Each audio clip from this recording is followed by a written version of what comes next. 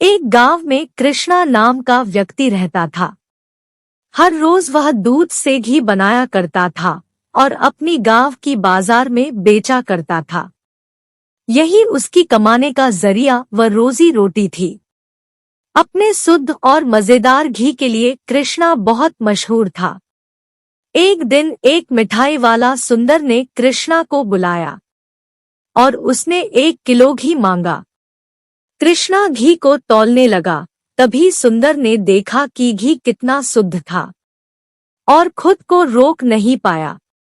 सुंदर ने और घी लेने का निर्णय लिया और कृष्णा से बोला, मुझे तुम 1 किलो नहीं बल्कि 2 किलो घी दे देना, पता नहीं बाद में बचेगा या नहीं। तुम्हारा घी सबसे शुद्ध है और मुझे स्वादिष्ट मिठाई बनाने में मदद करता है। यह सुनकर कृष्णा ने सुंदर को धन्यवाद किया और 2 किलो घी दे दिया। जैसे कृष्णा चलता गया, गांव के लोग उससे एक करके घी खरीदने के लिए बुला रहे थे और दोपहर तक कृष्णा का सारा घी बिक चुका था।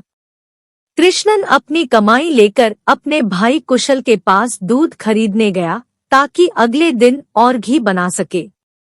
हर रोज कुशल देखता था कि उसका भाई घी बेचकर अच्छा पैसा कमा रहा था और उसका कारोबार दिन पर दिन ज्यादा बढ़ने लगा।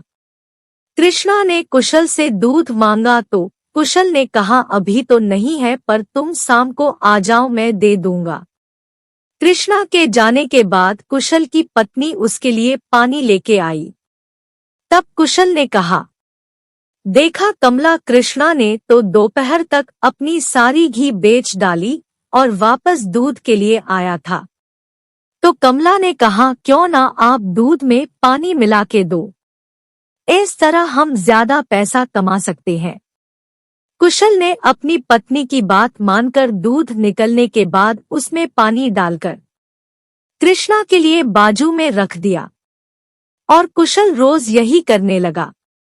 धीरे धीरे पानी की मात्रा और बढ़ाने लगा और कृष्णा समझ नहीं पा रहा था कि उसकी घी की शुद्धता दिन पर दिन कम क्यों होती जा रही है।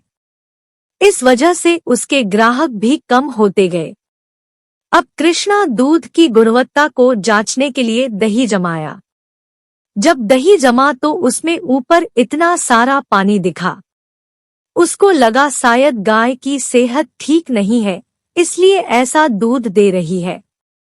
और यह बात कुशल को बताने उसके घर गया तो उसने अपने भाई और उसकी पत्नी को दूध में पानी मिलाते देख लिया और उसको समझ आ गया था कि उसकी घी की शुद्धता कम क्यों हो गई थी और वह वहां से चुपचाप निराश होकर वापस लौट गया।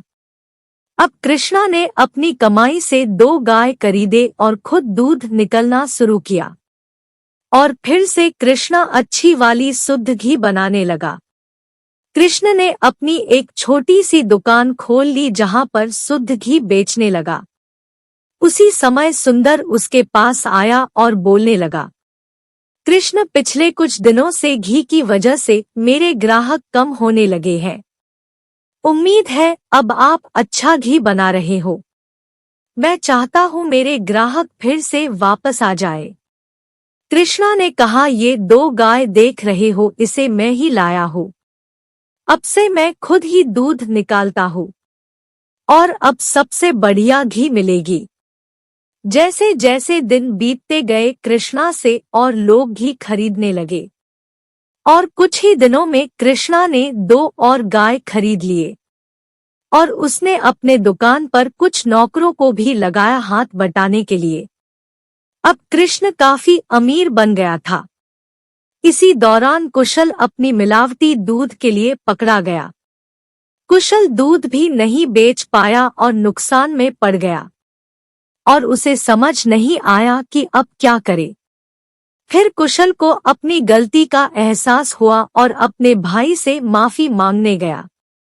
कुशल ने अपने भाई से माफी मांगी और नौकरी के लिए भी भीख मांगा। कृष्णा ने उसे माफ कर दिया और गायों की देख रेख का काम दे दिया। इस कहानी से हमें यह सीखने को मिलता है कि दिल से माफी मांगने वाले को माफ कर देना चाहिए। और हमेशा एक अच्छी प्रतिष्ठा रखनी चाहिए।